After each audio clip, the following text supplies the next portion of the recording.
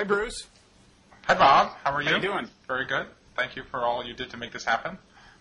Oh, it's no gesture of generosity is too great for you, Bruce. Thanks for coming on Blogging Heads TV. Welcome to the show or network or whatever it is. Thank you very much. I should say for our podcast listeners, I'm Bob Wright. You're Bruce Feiler.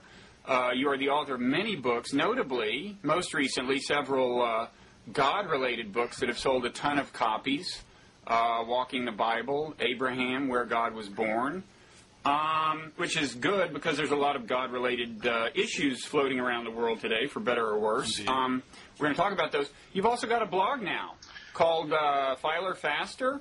In fact, I was thinking that we should also say, particularly for viewers and listeners to Blogging Heads TV, that we were both bit background players, if you will, in a small but momentous occasion in the history of the blogosphere, and that is back in, I guess it was, would have been January or February of 2000. I came to see you do a reading at the Barnes & Noble on the Upper West Side of Manhattan, and Mickey Kaus was in the audience, and we got to talking. It was right between the New Hampshire primary and the South Carolina primary, and I mentioned, and McCain had just upset Bush in the New Hampshire primary, and I mentioned that the public was going to process this information so quickly that Bush could even manage a comeback 4 days later in South Carolina. And Mickey went home and turned that into the Feiler Faster thesis, and I guess I've gotten credit for it, but you've never gotten credit for it because you brought us together that night. If I started listing all the things I haven't gotten credit for, Bruce, people might get bored, and they might be suspicious, too, as to whether it was actually true. So anyway, when I started this blog, I actually, and I've had a website for years, but I just started blogging. I went back to that moment and called it Feiler Faster. Well, you have been immortalized by Mickey, as so many of us have. I think you've done better in terms of the memorable things that he's associated with you. I think you've done better when compared to the memorable behaviors he's evoked from me. That may be true, but I have to say, Feiler Faster was later evoked in a at least initially negative, though ultimately positive review of Walking the Bible on PBS when by Virginia Heffernan. Virginia Heffernan, who said that anybody who was the creator of the Feiler Faster thesis couldn't possibly be as naive and kind of gullible as I appeared on the screen at the beginning of that TV show. So it ended up biting me in the back. But she ended up being, can turn a phrase. Yes, well, Virginia Heffernan. She can definitely turn a phrase in a way that you will remember. So we were going to talk pretty much entirely about God-related stuff, and these days you can do that and stay totally within the realm of important political issues. For starters, this the God question as it's playing out among presidential candidates. Yeah. The first one that springs to mind, I think you've thought more about this than I have, and you've blogged about it. I mean, the first one that springs to mind is Barack Obama. Well, I think Obama is, yes, he's put himself in the middle of this question. If you want to start there, later I want to read you some of this new Pew study on religion and politics that's just come out. Well, feel free to start there if you think it's a good context. Yeah, I do think it is a good context because it does. They do this quadrennial study, and in the last few days they've just released this study, and basically what it shows a couple things. First of all, it shows a remarkably high number of Americans still answer questions about religion in the affirmative, despite what you might think from the bestseller list. I mean, they've asked 3 questions here, and I have it in front of me. Prayer is an important part of my daily life. We will all be called before God at the judgment day to answer for our sins. And 3, I never doubt the existence of God. And basically, 78%, 79%, 83% of Americans continue to answer this question in the affirmative today, down slightly from a few years ago, but up from even a decade ago. And when you get to the issue of what's commonly referred to as the God gap, the difference between parties and religion, that's actually, there's different ways of reading the numbers. The numbers are 79% of Republicans now answer these 3 questions in the affirmative, and we're down now to 62% of Democrats answer those 3 questions in the affirmative, whereas in 1987, 20 years ago, the numbers were exactly the same. So there's been a split, and so we now have looking at the numbers here, basically 17-point gap between how people self-identify them. And that's actually in some ways the headline. But what's interesting is that 62% of Democrats, actually, to me, still answer these three questions in the affirmative, which shows that religion still has deep resonance in the Democratic Party, which is, I think, why you see that really, in some ways, God is much more active on the Democratic side now than he is on the Republican side. And who does that help and or hurt? I mean, for Barack Obama, the question is in a way more fine-grained, right? Because the question is whether he's going to be associated with Islam, which to many, Christian Americans, for example, is not exactly the same as being a believing Christian. Well, it's certainly clear. It's unclear yet whether the other Democratic candidates are going to go there. It's certainly clear that the right, the religious right, the Republicans, the conservatives are going to go there. I was in Swainsboro, Georgia, a few weeks ago, which is as red as red can be, and I was giving a talk at a college there, and I had lunch with these basically Republican political operatives in their 70s. One was a former state senator from the state of Georgia, and another had just been involved in Republican politics for a long time, and they went right to that Obama's really Muslim. And it started, when did that start? 6-8 weeks ago maybe, with Barack Hussein Obama, and then there have been, certainly Fox News, as we know, went crazy with it, and recently Roger Ailes at the whatever it was, radio television correspondence dinner, made a joke, the Obama-Osama joke. So certainly the Republicans, I think, are going to want to turn Obama into a Muslim in the same way they turned John Kerry into a kind of a French appeaser. And so I think that's kind of straight and will be expected. The question is whether or not other Democrats will go there, even kind of as a subterranean. And whether they will strike a responsive chord if they do, right? Whether Democratic primary voters care much. I mean, I saw a number the other day, a poll number, that 30-something% of Americans think that Muslim Americans should have to carry special ID cards. Yeah. And, Barack Obama better hope that almost all those people would vote Republican in any event. In general, I would say, Abraham, the book of mine that's most about Jewish, Christian, and Muslim relations, came out in the fall of 2002. That was a year after 9/11, and I spent a lot of time traveling around the country and doing interfaith stuff at that time. And I would say at that time there was still, kind of broadly speaking, interest in the country in this. In the last year or so traveling around, I would say there's much less appetite in the country for kind of openness to Islam. I don't think it's gone away entirely. I think in the big picture it's still there. We can maybe talk about that later, but definitely with Iraq war souring and now this kind of Cold War with Iran, I definitely think there is a growing anti-Muslim kind of knee-jerk reaction in the public. That is my sense. And, does this mean, it wouldn't take many Democratic voters to be of that persuasion to more or less, to make things very, very hard on Barack Obama in terms of even getting the nomination, right? And it wouldn't take a lot of voters to make the general very hard. Do you think it's a really serious problem for him? The answer to that question is, I would say, right now, if you kind of stop 100 people on the street and say, what comes to mind when you think of Barack Obama, I would say the bigger problems, you've got the race issue, you've got the inexperience issue, you've got the kind of leftist activism issue. My guess is that those issues are still the predominant issues, and this is a kind of a low grade underneath the radar screen. It doesn't help him, but I don't think it's one of his top three problems. Yeah, we should say, by way of background, exactly what the situation is. Of course, he's not Muslim. Right. His father was Muslim. Well, his father was a non-practicing, quote-unquote, secular Muslim, is how he describes it. Okay, and then there's the issue of his early schooling, because he lived in where, Indonesia? Yeah, he lived in Indonesia. He went to a school for 4 years. I don't know exactly how old he was, 4 to 8 or something like that. And one of the stories that got a lot of attention was this claim that it had been a madrasa, which is somehow become equated with being a horrible word because of the perception that the Saudis have funded.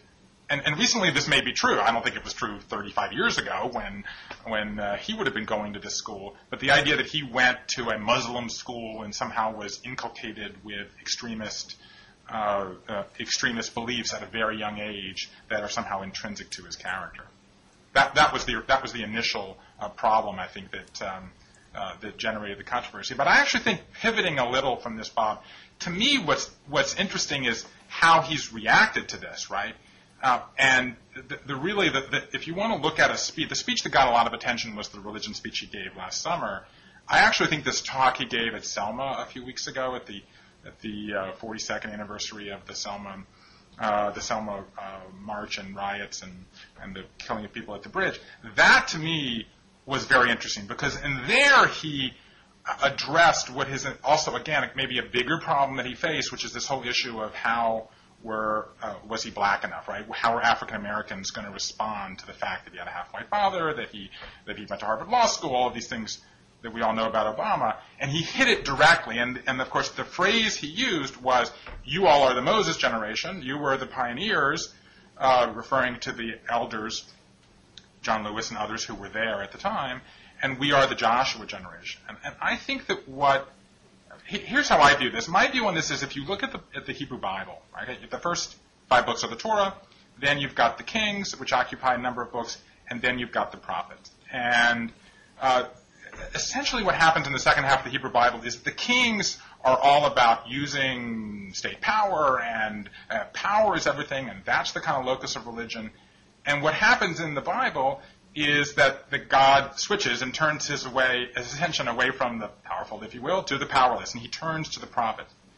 And most people can't, after David and Solomon, most people can't name any of the kings, but they can all name the prophets. They are these outsiders who bring this prophetic message of hope and change and godliness. And to me, that's what Obama is doing. Obama is running essentially as a prophet. And he's full of this language, like Bush. He doesn't say it comes from the Bible a lot of times, but anybody who knows the Bible knows it comes from there. He's running, it's more than an outsider. He's running as a kind of God caressed outsider with a specific message. And one of the reasons I think it's proving effective for him is that Hillary Clinton, in a lot of ways, is a classic king of the Bible. She's a classic power person who comes out of a power structure. And as we know in America today, that the bias is toward the outsider against the powerful, and in effect toward the prophet against the king. Well, I mean, this is summed up in that 1984 ad done by someone at least who is at least an Obama sympathizer, where Hillary was cast as the Orwellian figure in that famous Apple ad. A friend of mine, Gary Chris, pointed out how remarkable it is that we've gotten to a point where a female presidential candidate can be cast as the establishment candidate. And I think that's true, and may have to do with the special circumstances of Hillary. But on this prophetic issue, I mean, the context of the prophetic messages in the Bible, for the most part, is something has gone horribly wrong. Something is horribly awry. There is either the people of Israel have been horribly unfaithful, or the rulers have perpetrated horrible injustice.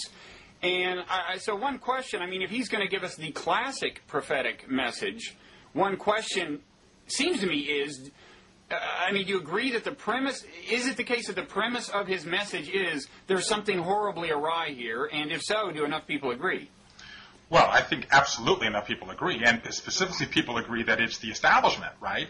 That it in this case, the Republican establishment, but he's going to then, he's building on that now, right? George Bush, the Republican establishment, this purportedly religious-based political machine has led us into a bad situation. And if you look, for example, again, we'll link here on Blogging Heads to the text of the Selma speech.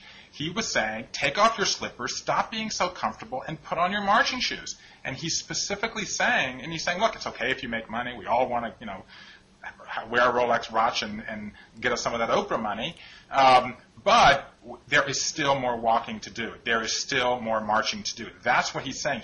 Not only is he attacking the establishment in Washington, the political establishment, which will work against Bush and I actually think possibly even work against Hillary Clinton, he's also attacking the kind of prosperity gospel and the we're all fat and easy and everything is safe here in America. He's in some ways he's going after each of the voters, which is a really high-risk strategy of saying, you're part of the establishment, you're part of what's going wrong, which is the fundamental, I agree with you, the fundamental message of the prophets. It's not just other people, you are part of the problem. Your infidelity is part of the problem. Your drinking is part of the problem. I mean, I'm not saying Obama's saying that, but that's the prophet's message, that each of us is responsible for making over our own world.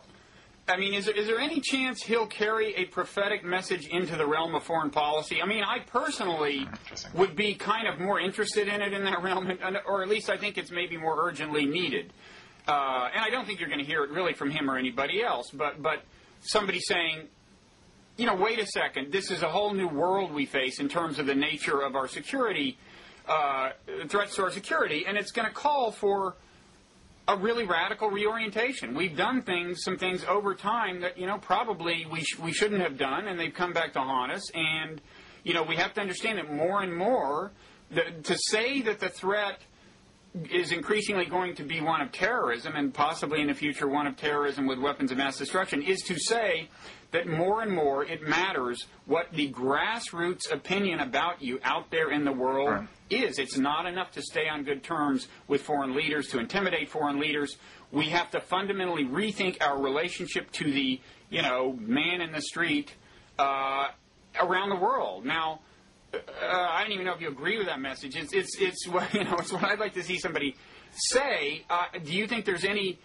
But if, you know, you do have the sense that he is almost intrinsically a radical candidate. Do you think he's going to shake things up on the foreign policy scene? Well, I know this is obviously, and recently on Blogging Heads, this is something that you've, and growing out of your piece in the Times, this is something you feel strongly about. But let's look at, here's what I do know. Let's look at the options for arguments he can make in foreign policy. He can't make the competency argument.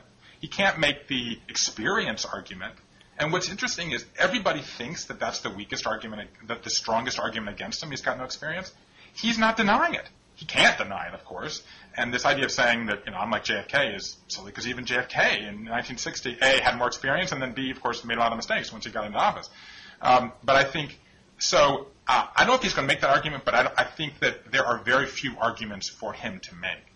I'm not entirely convinced as a practical political reality in 2007 and 2008 that the American public is interested in hearing from another inexperienced presidential candidate another grand theory of using American values to realign the world. So I'm not sure that I would, not that I'm going to be, but that I would advise him to do it. But I'm saying there's not a lot of things he can say.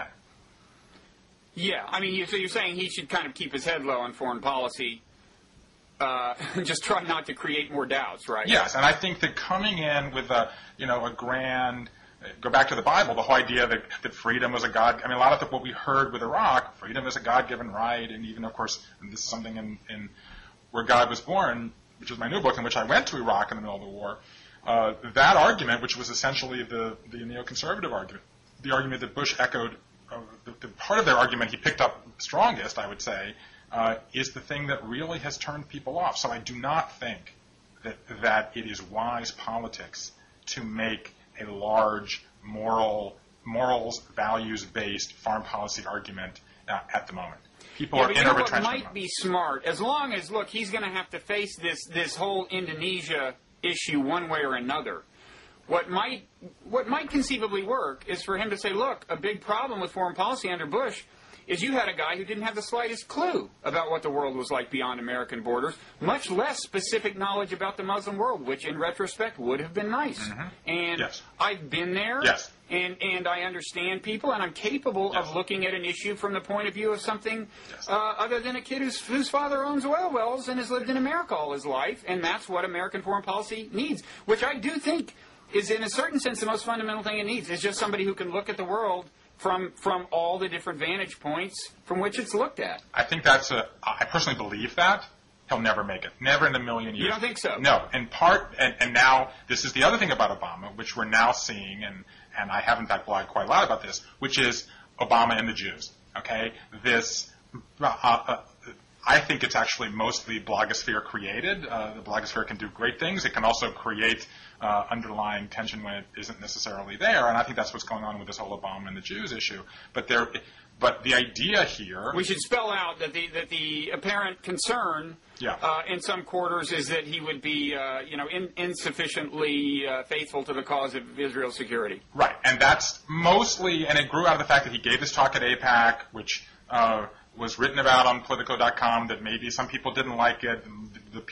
Well, some of the lines were definitely designed to assuage doubts, it seemed to me. We'll never drag Israel to the negotiating table and so on. I mean, I thought most of the seeds of doubt had been actually planted elsewhere, places other than the AIPAC speech, but maybe I'm wrong. Well, I think that part of my message is that AIPAC isn't representative of most American Jews.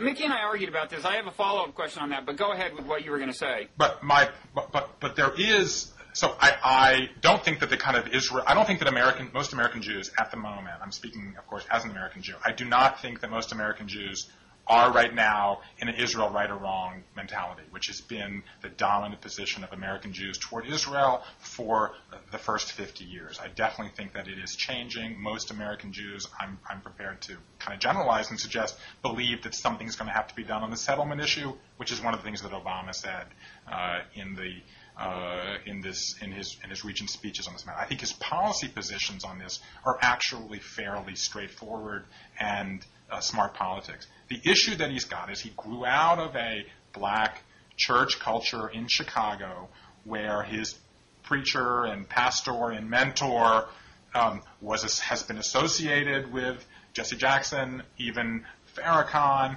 and the kind of leftist activism in the African American community in recent decades, which is perceived to be more sympathetic to the Palestinian situation. So I think that because he's got... there's pictures of him, for example, with Edward Said, which would, for a lot of Jews... not something you want to circulate at an AIPAC Exactly. Now, by the way, Hillary's got the same issues, as we all know, because she went and had kissed Yasser Arafat, the late Yasser Arafat's wife, and she's got her own issues, so I don't think it will necessarily be an issue in the Hillary-Obama race. But if you bring in Giuliani, for example... I mean, Giuliani, the Israel right or wrongers are going to love Giuliani. And so if you imagine either Clinton or Obama in a race with Giuliani, then you're talking about the fact that the Democrat's going to be in a weak position. And therefore, in that situation, using the I know Islam, I've been there, I just don't think that's going to get you votes in Iowa. Well, see, my view is it is so salient. It's not like anybody's going to forget about it. They're going to be right. Following him with it all across the campaign trail. He might as well take the lemon and make lemonade. I would confront it. But there's another question you raised, and it just so happens that Mickey Kaus and I were talking about this on the last dialogue I did with him. And it was a question raised by a blogger. The question was, if it's true, as is commonly said, what you just said, that most American Jews are well to the left of AIPAC, yeah. Why is it that there is no tremendously influential organization comparable to AIPAC, but well to the left of it? In America, representing that constituency. And Mickey thinks that it's actually not true, that it's commonly said that most American Jews are well to the left of AIPAC, but he says they're just in fact not, and that's why you don't see any such organization. I mean, there is the Israel Policy Forum. I don't know how far to the left of AIPAC it actually is. It is to the left of AIPAC, but mainly it's just not nearly as influential.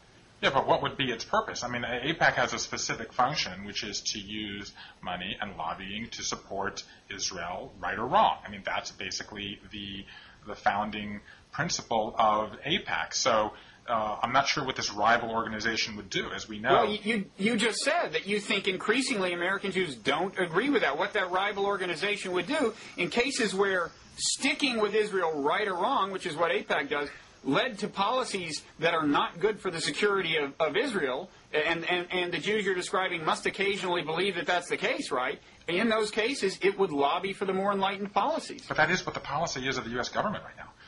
I mean, the nominal policy of the U.S. government is to support dismantling of a number of the settlements. That's what the roadmap says. That is what the nominal policy is. However, it's just simply not been implemented. So, in other words, I think that it's in some ways AIPAC is trying to change.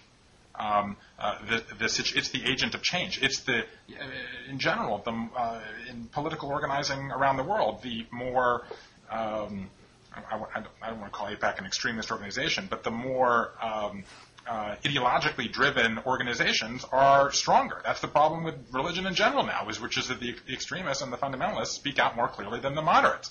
So I think, as someone who travels around in synagogues a lot and talks to a lot of Jewish organizations, first of all, I don't think that they think of AIPAC as speaking for them. For sure, I don't think that. But I don't feel that they feel that, therefore, they must exert rival influence. There's plenty of ways that these moderate Jews exert influence without a big, specifically Jewish organization.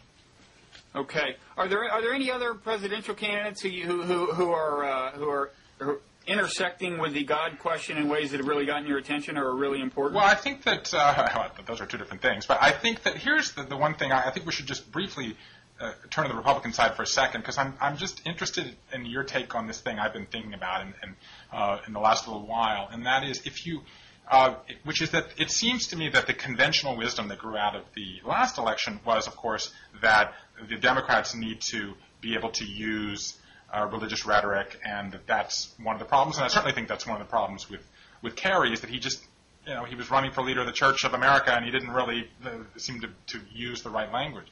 But what's interesting to me about the Republican situation is if you go back, is that it seems to me that the God action is happening on the Democratic side and not the Republican side. And yet, that seems to me more consistent with Republican politics over the long haul, even though it's not consistent with George W. Bush. For example, if you just go back every 4 years, and I shudder not to do this on Blogging Heads TV because I'll miss one, but if you go back, 2004, George W. Bush, clearly a Christianized Republican who uses that language, self-identified. 2000, George W. Bush. Let's keep going. 96, Dole, not particularly a Christian or religious Republican.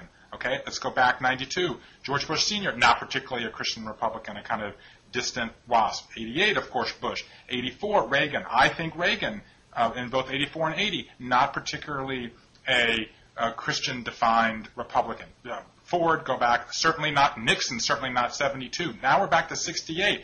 Even back to Goldwater in 64, again, not particularly Christian-defined, and then we're back at Nixon, and now we're back to Eisenhower. And if you look at that, it seems that the way most people talk about the current crop of Republicans is they're not Christian, but yet they seem much more consistent with the long-term trends of the Republican Party, and George Bush in this context seems to be the outlier. Yeah, I guess you could argue, I'm not sure I would want to make this argument, that what's happened since Eisenhower is that the question of a president's religious identity has become more important to religious people because it's kind of become more and more plausible that, in fact, there could be an atheist residing in that body, right? I mean, back in the 50s, in the Eisenhower era, I don't know how often anybody even doubted that a politician was really truly religious. I think more and more in the modern world, there's a skepticism about elites, probably appropriate, and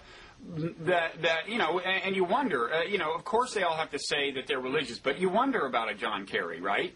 Kind of by virtue of the aura he gives off. And so I think in that sense, maybe the situation has truly changed since then. I mean, but as for the question of whether Democrats need to kind of go religious in this environment that I'm describing, I kind of am skeptical. I mean, I think, first of all, the worst thing you can do is do a lot of God talk when it just doesn't sound credible coming from you. Mm-hmm. And there's, a number of, both Democratic and Republican candidates probably who would be making that mistake if they did a lot of God talk. Secondly, my own view about when this really came up was in the last presidential election, not the midterms, but when these polls came out after the election showing that a lot of voters were supposedly, according to the first reading of these polls, concerned with values issues, moral issues. And I think people tended to equate that with religion. I'm not so sure that made sense. I mean, my own view on this is that when people express moral unease with America today, first of all, as a parent, I totally get it. Yeah. The environment that you're thrown into, and you look at the stuff on TV as your kids get older and older and approach adolescence, it gets kind of spookier and spookier the environment that they're at least to people my age, but there are voters my age, I mean, it may be old-fashioned, but and you're moving into the demo where they vote in higher numbers.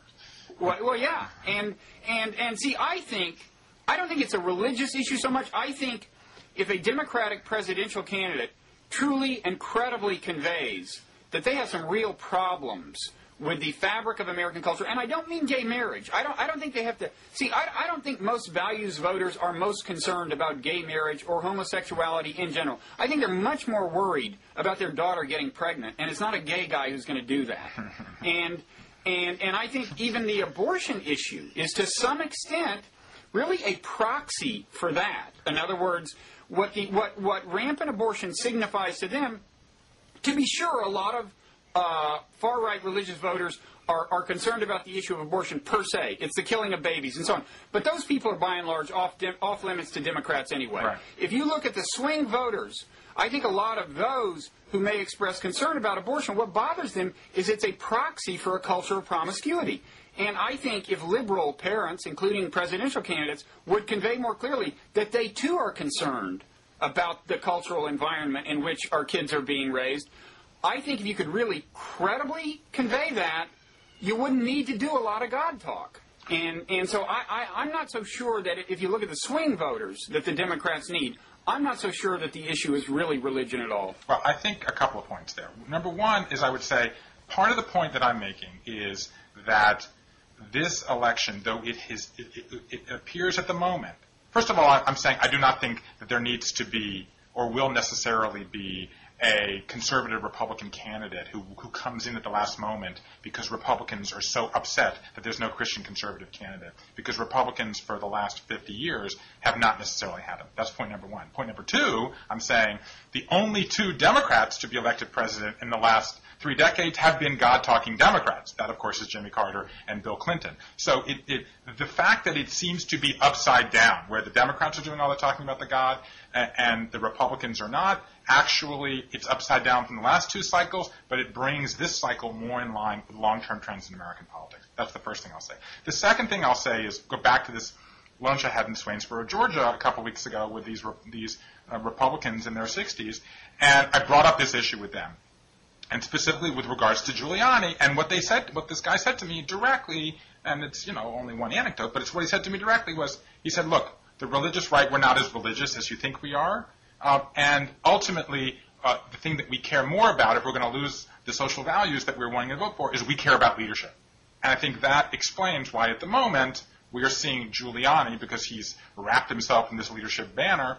I happen to be one of these people who thinks it's all going to unravel when people learn more about him. But that, I think, explains why he's doing what he's doing. And it also shows the great McCain miscalculation of running after the religious vote, because all it did was to show him to be a hypocrite rather than to be a Christian voter.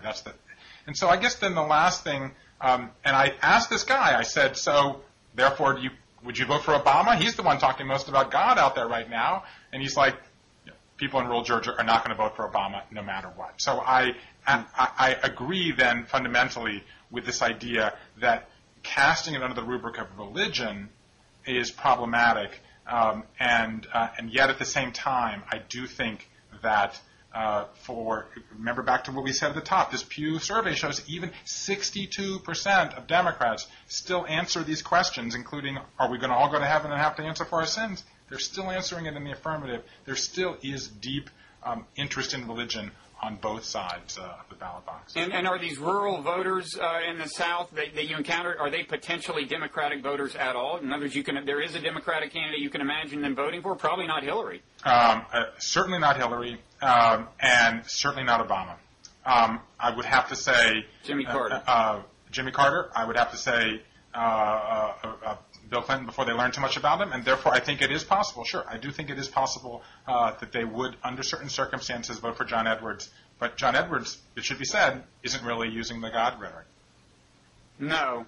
Well, yeah, no. And just quickly, what about Mitt Romney's issue? I mean, do you the idea that this particular religion is just too weird, sorry. It's out there. It's so deep out there, Bob. I mean, someone came up to me, I think it was in Dallas, a few weeks ago, and pulled me aside and said, what do you think of Mormonism? And it was done in that tone.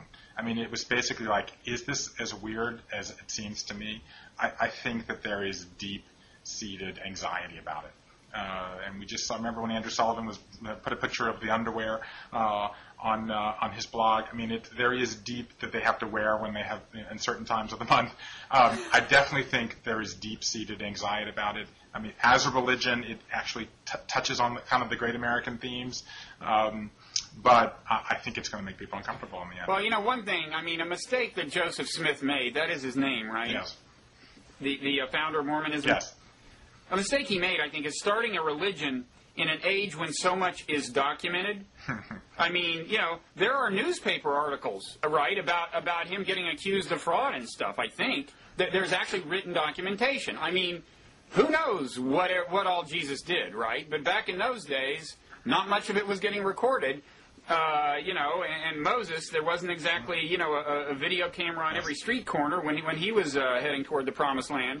Now, of course, Joseph Smith didn't face video cameras either, but it was a much better documented age, and so there's just certain things they kind of can't disavow. And then on top of it, it is an unusually, I guess. I don't know. Is it an unusually eccentric theology when you really compare it with, say, Christianity? Do you think? Yes, I think it is. There are values in it, and let's just start with the polygamy that would make people uncomfortable. But let's not forget. I mean, it was based on this idea that the Mormons were related to the lost tribes of Israel. So it actually does have this connection to the Hebrew Bible, an idea that's been around since the founding of America. I mean, when they first got to America in the 17th century, there was this whole idea that the Indians, they couldn't explain what these Native Americans were doing here because they had understood the world to be divided up from the descendants of Noah, and they couldn't explain these people, so they said, they must have been the lost tribes. So people have been trying to connect kind of outlier civilizations in Christendom to the lost tribes for a very long time, and it is based on a kind of dark period, and that's the kind of biblical root of Mormonism. But kind of where it went, I think it would make people uncomfortable. I mean, it would be fascinating. So you think he's more or less doomed?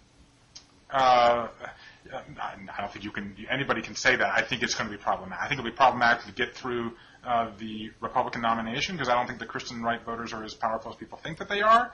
And boy, can you imagine a Mormon versus a black, or a Mormon versus a woman? Wow, wouldn't that be interesting? Yeah, but you do think both Romney and Obama have very serious religion-related problems.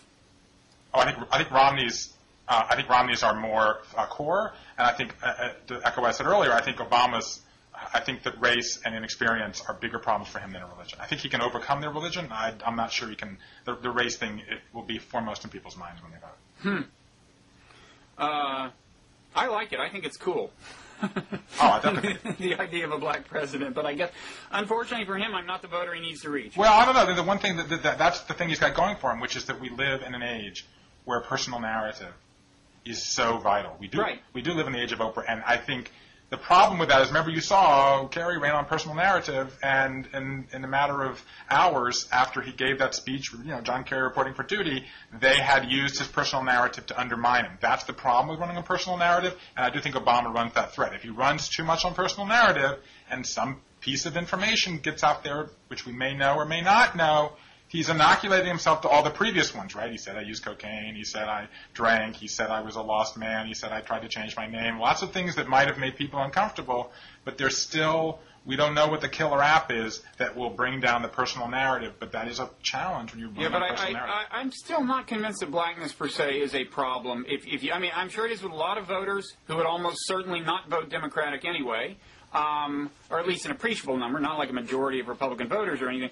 I'm not convinced that a lot on the left and in the center, I know some of them consider it an actual asset, I think. They find it attractive. I'm not, maybe I have a naive view of bigotry in America. Well, let's not forget it's not blackness, Bob. It's blackness and whiteness. Wow.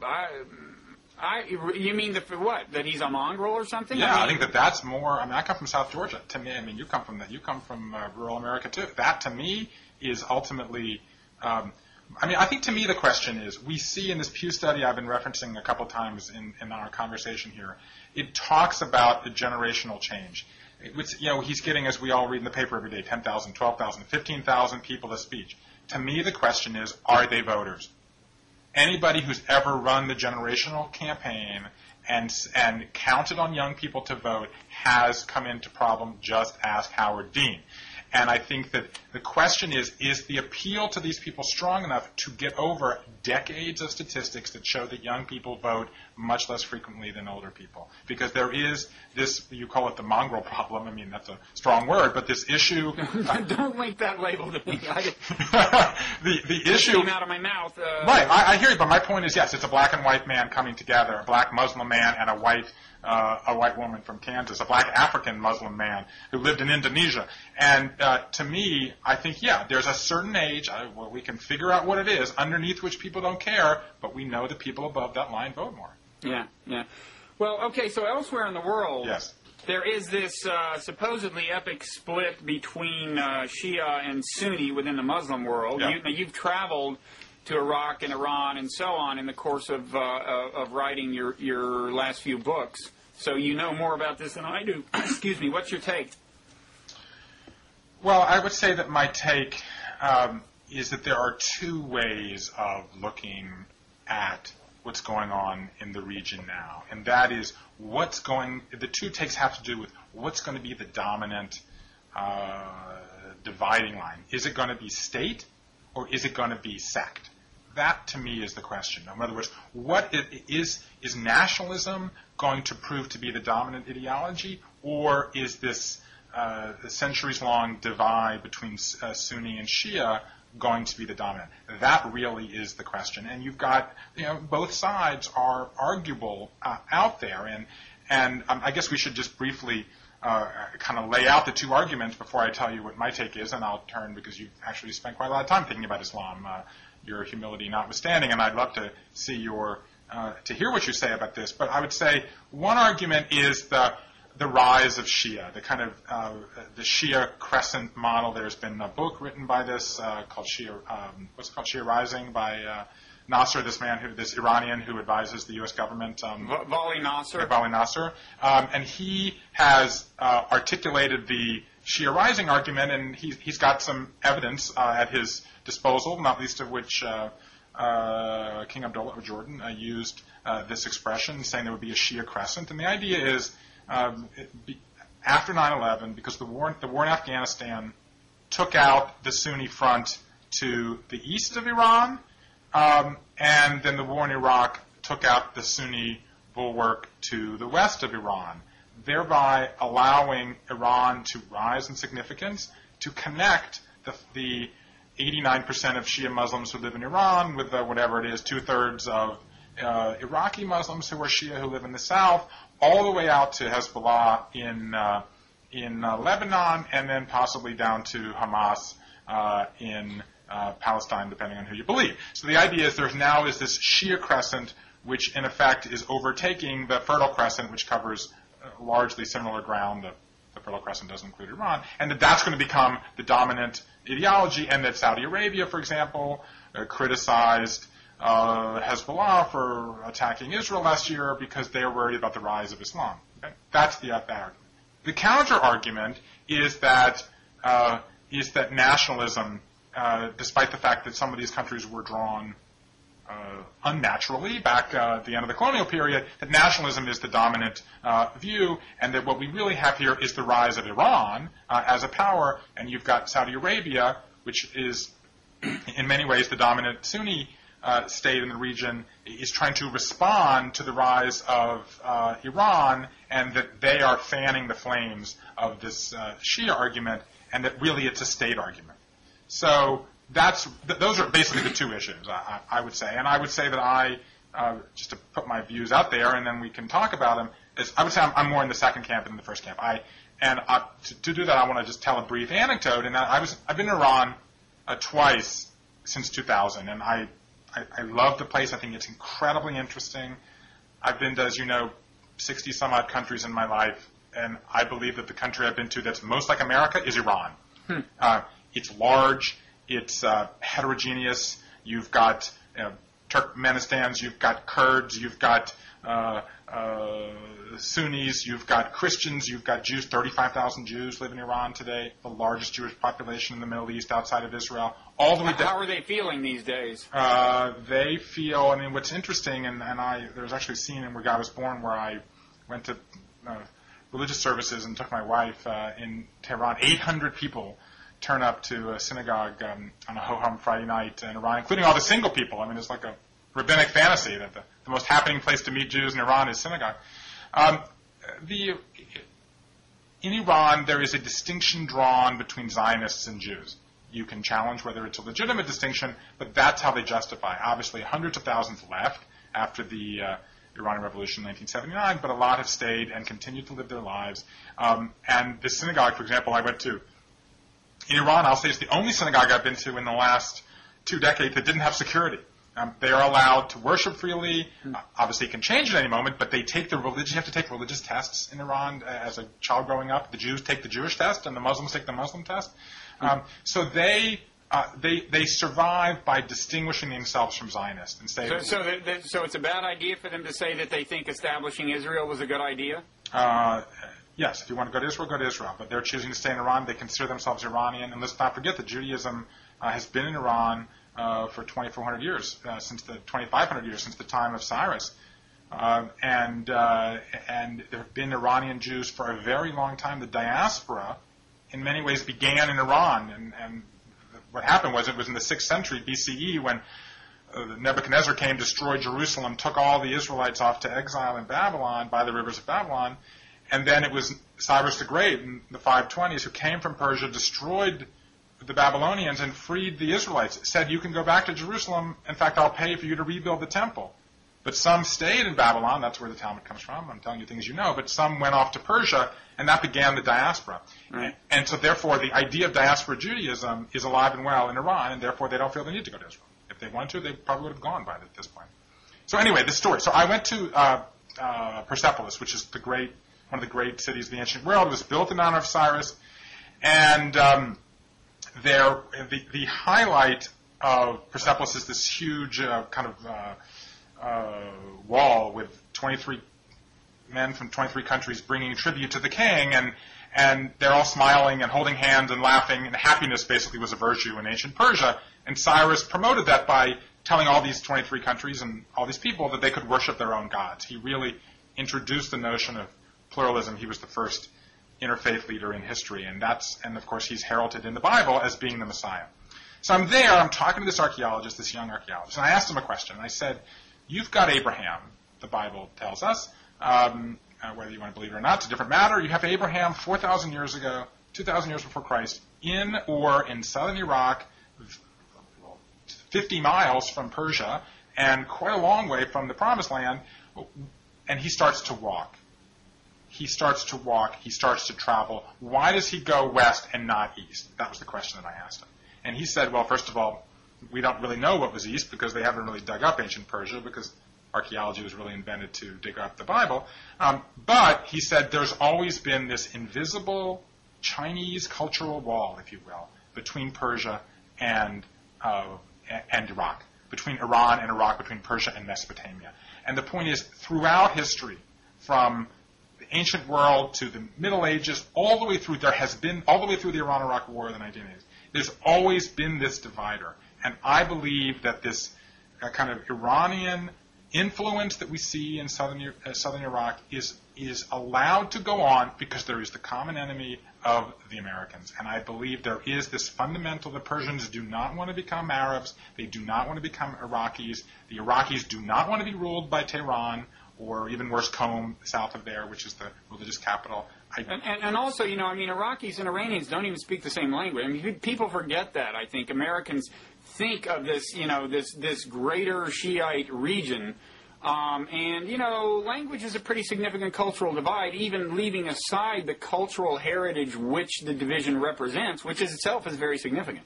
So that's my basic view. So I'll turn to you. So what's your take in terms of, do you think, what will be the dominant ideology? Will it be sect or will it be state? Gosh, I genuinely don't purport to know. I mean, I don't have nearly the familiarity with the region you have. One thing that puzzles me is the conflicting reports you get about intersectarian relations before the war. You hear some people say, well, before the war, Sunni and Shiites living side by side, no issue whatsoever. Which war were you referring to here? What's that? Which war are you referring to here? The current... The Iraq War. Okay. You hear some people, and maybe this is more prominent on the left for kind of rhetorically opportunistic reasons. You hear some people saying,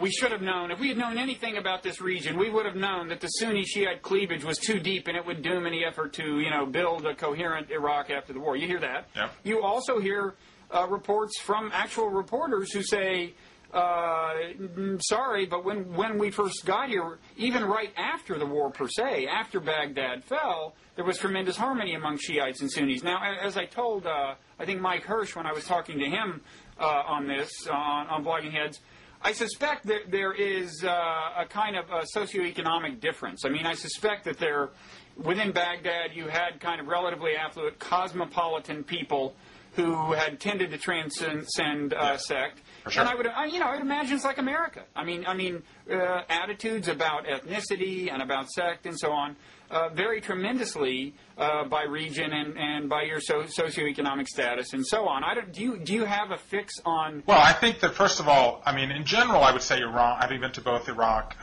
in the middle of the war and Iran a few months later, actually, a few years ago. There is a much larger educated population, developed population in Iran. It's a very sophisticated place. I know a lot of Iranian exiled artists who've gone back to Iran back in the Khatami years in the kind of blush of Reformation in the late 90s, believing that Iran was going to really liberalize. And so there is a much stronger economic base, sophisticated base, civilized base, education base in Iran than there is in Iraq. But there's no doubt. There's actually a story in my book, In Where God Was Born, where I went with Donnie George, who was through the Iraq National Museum to talk about the looting, and he is an Iraqi Christian, and he talked about openness among his friends and colleagues and neighbors in Baghdad. That's exactly the kind of camaraderie that you hear. And I haven't been to Iraq in a couple of years, but you hear has been dismantled with neighborhood by neighborhood kind of ethnic cleansing that's been going on. But you do remember you said one thing that we hear about the Iraq War, which is the Sunni Shia division was too strong and we were going to never overcome it.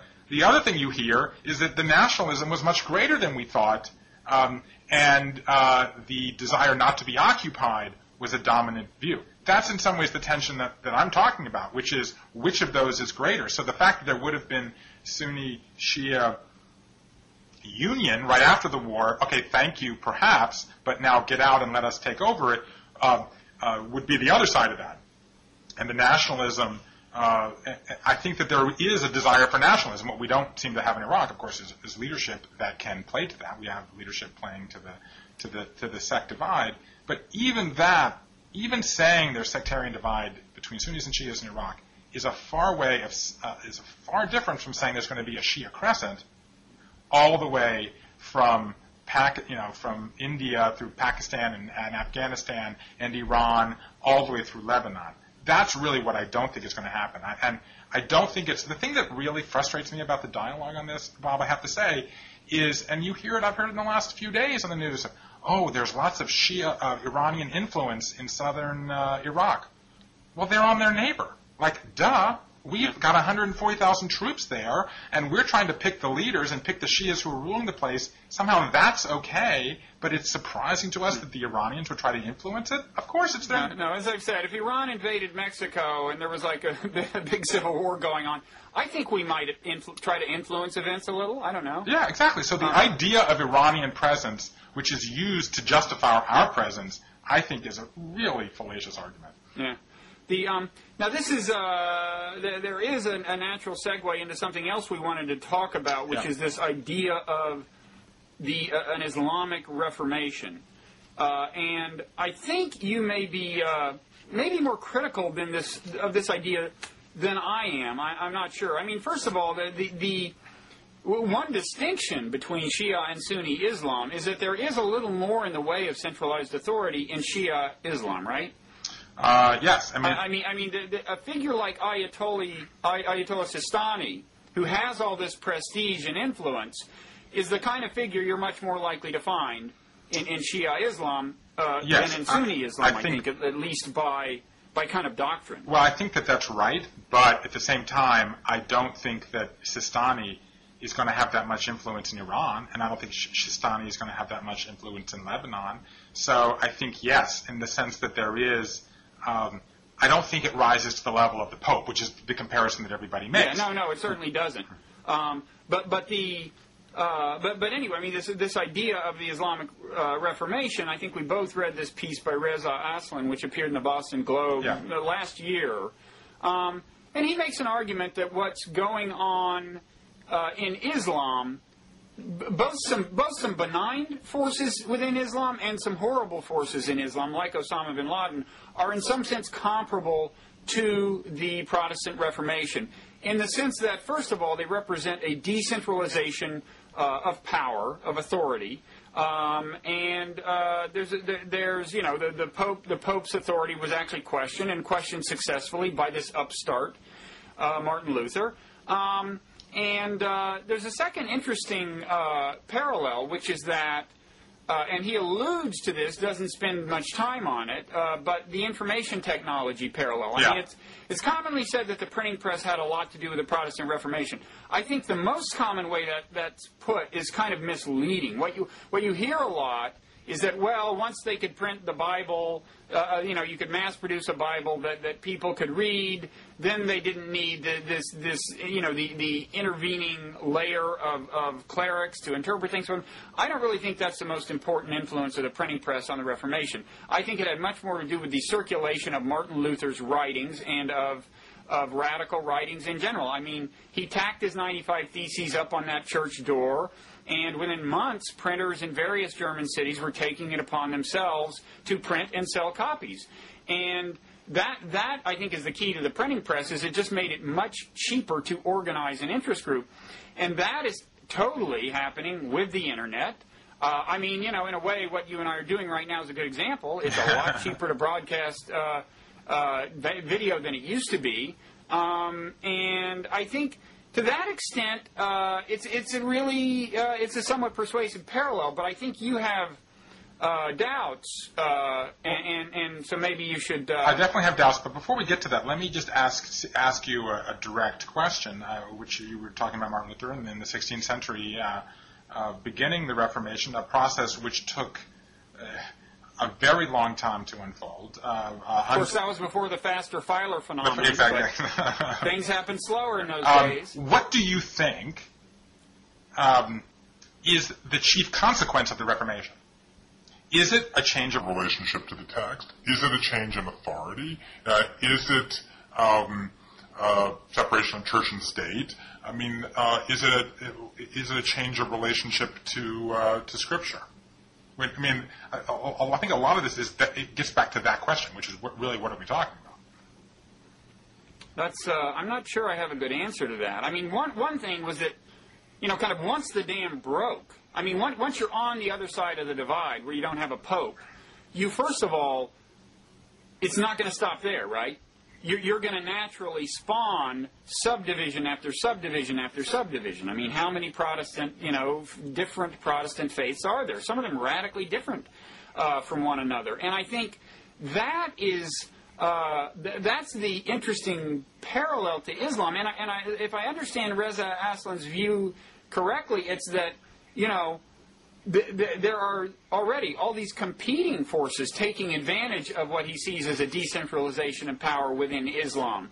And you've got people, preaching on the Internet, and you've got, fatwaonline.org or com or something like that. And he wants to pitch in with the side of the good against Osama bin Laden and in favor of, a kind of modernizing, moderating influence within Islam. But I think that is part of the parallel, is that to think is that it's misleading to think of Martin Luther as the Reformation. He was the first one who made the break, but then he could not control these forces beyond that. It's not like today everyone's a Lutheran, even assuming Lutherans are faithful to what Luther said, and I have no idea whether that's the case. And I think that's the parallel that Reza Aslan is really intriguingly kind of suggesting, and in a way kind of scarily suggesting, because once these forces are unleashed, you really don't know who to bet on. Well, I don't necessarily think it's scary. Let me just say a couple things. First of all, I think, in a different track that this conversation might have taken, I wanted to ask you this question about the Shia-Sunni split. I actually think that the Shia-Sunni split is more like the split between the Latin and Orthodox Christian churches than it is the Reformation in general. So that would be one thing. As we know, but just to, again, state for the record, there's 85% of the world are Sunni Muslims and 15% are Shia Muslims, even though the Sunni number is inflated because there's a lot in Nigeria and Indonesia and places. In the Middle East, it's not 50-50, but the balance is actually closer overall in the Middle East, even than those numbers might suggest. The thing that I have read a lot that does bother me, and Reza Aslan has stepped up to this. Daniel Benjamin has said it on the Slate chat not long ago. Fareed Zakaria wrote it in Newsweek not long ago, that Osama bin Laden is Martin Luther. That, I think, is really problematic. Leaving aside the general Reformation question, which I'll get to in a second, that, I think, is just kind of sloganeering and is really problematic, because problematic just because it's flattering public relations for Osama bin Laden. No, I don't. It is, as someone who's traveled a lot in the Middle East in the last 5 years, there's no doubt that Osama bin Laden has international interest as being I won't say a beloved public figure, but somebody that a lot of people are rooting for, if for no other reason than he stood up to the West. And so I think Osama bin Laden as a pan-Arabic figure is a flat reality, and we can't give him any publicity that way, but we can certainly inform Americans that is a reality. But because what he's not doing is fundamentally changing the authority structure of Islam, but what he's doing is trying to claim the authority for himself. The argument in favor of bin Laden as Martin Luther has everything to do with the fact that he's trying to go back to a purer faith, right? To go back behind. In the Reformation, the idea was to go back behind, if you will, the structure of the Catholic Church, which inserted itself in between individuals and God and salvation and Scripture, and go back to a kind of pure faith that preceded all of the corruption of the Catholic Church. Mm-hmm. And so as the argument goes, bin Laden is making a similar argument to go back to a kind of pure Islam before the corruption of Middle East dictators and religion and politics and state-sponsored imams who were doing things at the bidding of their dictators, to go back to a pure Islam. But while he's doing that, I don't even think he necessarily is making the argument that he's doing it in favor of allowing individuals to reinterpret the text. He's doing it to insert himself as a rival power structure. I suspect Martin Luther had that in mind as well. I mean, he wrote the 95 Theses. I don't think they had question marks at the end of them. Well, I think that I'm actually not sure that that's the case. I do not think that Martin Luther, listen to me. Martin Luther was fundamentally trying to start a political movement, which is exactly what bin Laden is trying to do. So even if he didn't necessarily mind being a theologian in chief, if you will, I don't think that Luther aspired to political leadership in the way that bin Laden does. That may be true. But the larger issue, which is ultimately, that to me is just mostly kind of rhetoric about that people use to get people's attention, that Martin Luther equals Osama bin Laden. The issue of the Reformation, like a lot of people want there to be a Reformation, and I want there to be, and a lot of it has to do with Scripture, and this is something that I actually have written about in Abraham, and that is that the Bible, as you know very well, has a lot of different rhetorical forms. It's got narrative, it's got poetry, it's got tedious legislation, it's got psalms and prophets and kings and genealogies. the Quran is essentially has one rhetorical technique. It is essentially statements that God, speaking through Muhammad, says things directly. And what's never happened in Islam is what's happened in American and Western in general scriptural studies over the last 200 years, which is we've deconstructed the human contributions to Scripture. And so people have 200 years ago, most people in Judaism and Christianity believed that the Bible was real. It was the Word of God. It was the 5 books were given to Moses on Mount Sinai, and it was literally the Word of God. That's what the fundamentalists today, many of them, claim to believe. But in the last 200 years, the Bible has been deconstructed, higher criticism, all this stuff that we know that suggests there's different voices, and people have mediated their relationship with Scripture. That has never happened in Islam. Because to criticize Scripture is to criticize God. And when people like me talk about wanting a reformation, a lot of it has to do with changing the relationship of people to Scripture and changing the relationship of people to authority. There are lots of people out there now who are trying it, including feminists. We just saw recently in this country, feminists getting together, scholars getting together, imams getting. There's lots of things going out there that might suggest a reformation. I certainly hope there's a reformation. I'm just not sure that these kind of internecine battles among extremists represent that reformation. But are you saying that more critical scholarship directed at the Quran, just as kind of especially German critical scholarship was directed toward the Bible, but starting especially kind of in the 19th century was kind of the heyday.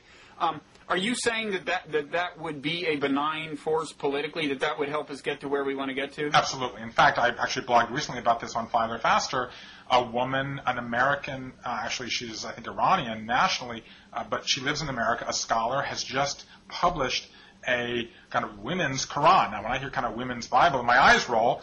So part of me wants to roll my eyes here, but she's taking certain words, for example, that have been used to say it's okay for men to beat their wives and saying, well, our understanding of that word beat is wrong. It's not physically beat. It actually means, flee or whatever her argument is, which I can't recapitulate in its detail here. But that process, I think, would be tremendously helpful. And is in some places going on. There's a guy, Bill Graham, at Harvard, who's doing a lot of this, doing what is similar to that German higher criticism to the Bible, and talking, for example, a basic thing that's out there that's not often talked about outside of the kind of world who studies the Quran.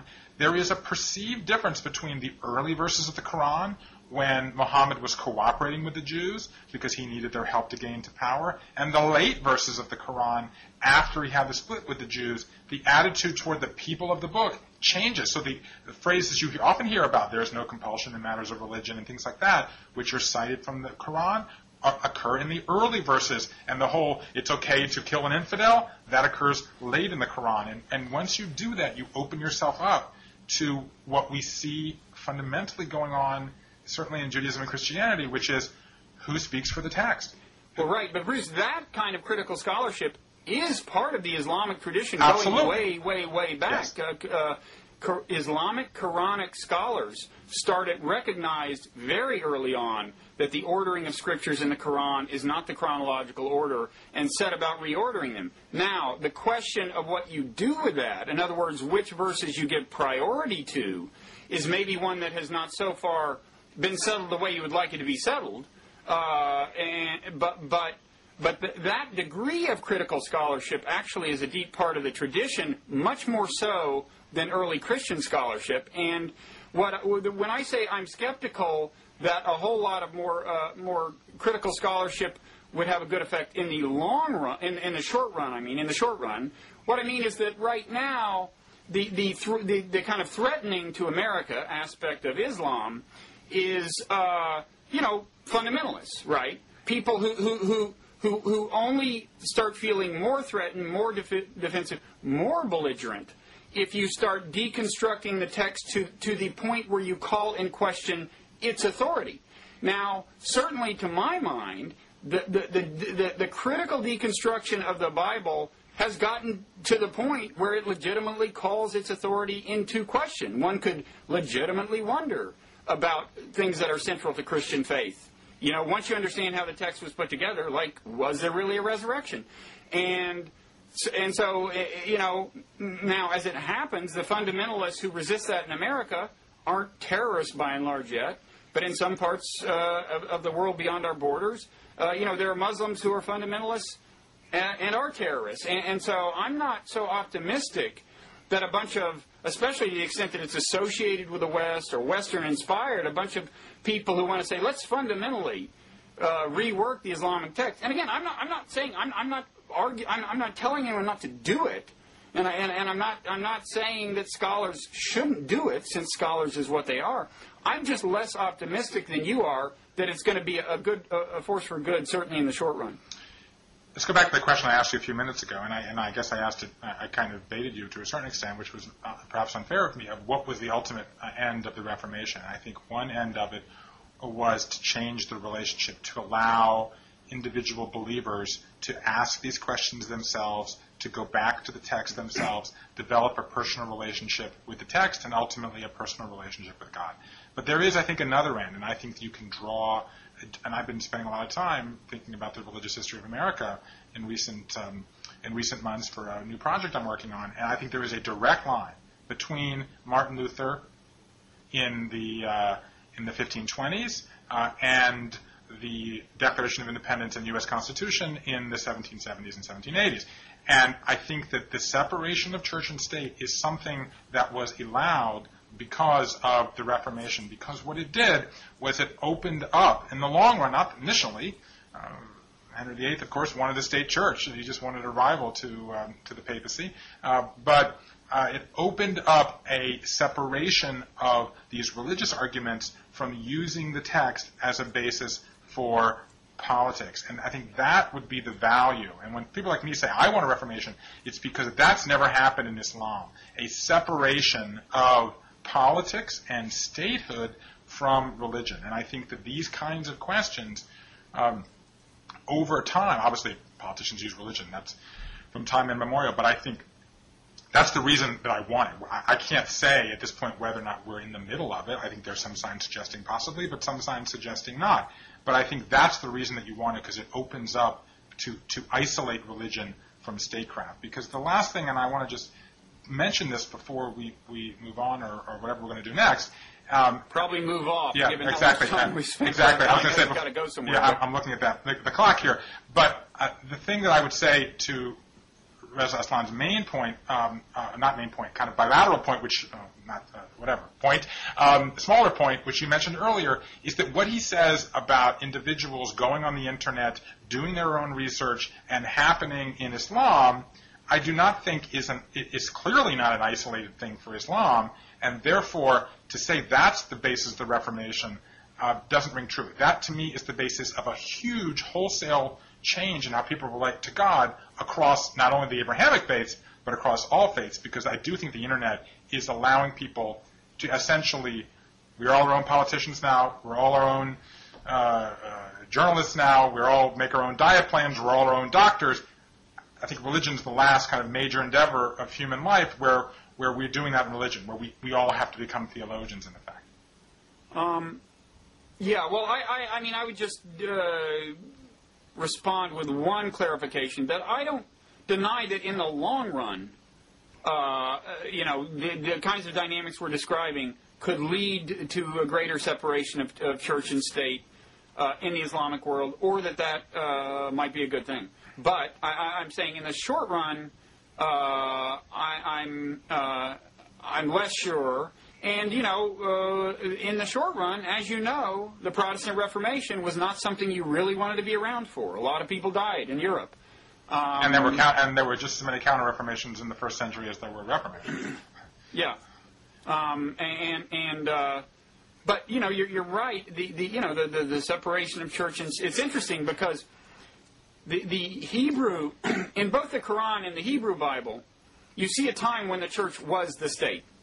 Right. You don't see that in the Christian Bible because it wasn't. Yeah. It was a religion that arose as a non-governmental organization. But then the church, the Christian church, does become closely identified with the state for centuries and centuries. If you get back to the comparison between Islam and the Hebrew Bible, the Quran and the Hebrew Bible, of course, the Israeli people are then kind of dispossessed, and it winds up not being an enduring identification of church and state.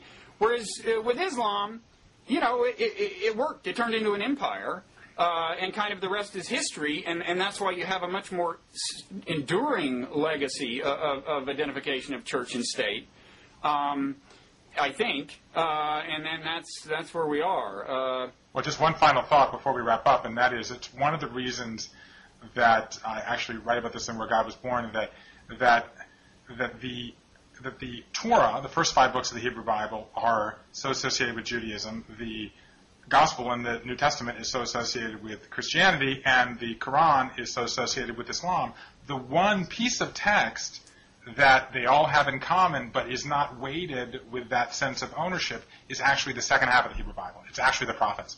That's one of the reasons that I think it's possible that in the prophetic language, this brings us back to where we started with Obama, the prophetic language with its general emphasis not on statehood but on the moral and ethical and kind of behavioral aspects of a human relationship with God that is not connected to a state and not even connected to a specific religion, that actually, to me, is a commonality that all 3 of the Abrahamic faiths at least share, and is a way, at least, to begin a conversation. Okay, well, we've begun a conversation today. And as far as I'm concerned, it could be a very long one, and I'd be willing to participate in all of it. So I hope this won't be your last appearance on the green screen, as it appears currently in the current design of Blogging Heads TV. Thanks, Bob. I appreciate all you've done to promote this conversation and bringing me in, and I'm happy to keep talking. Okay, well, I'll be here. See you around, Bruce. Thanks, Bob.